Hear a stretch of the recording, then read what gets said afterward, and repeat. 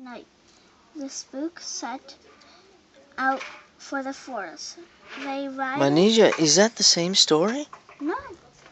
Right. No, you turned the wrong page then. It can't end like that. Where's the story about the bug?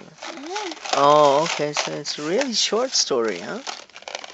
Yeah, on St. Martin's night, the spooks set out for the forest. They ride along high road in great company of them, with their 3-foot dog barking and yapping.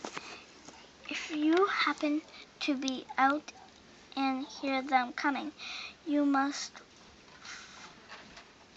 fling yourself flat, and shut your eyes.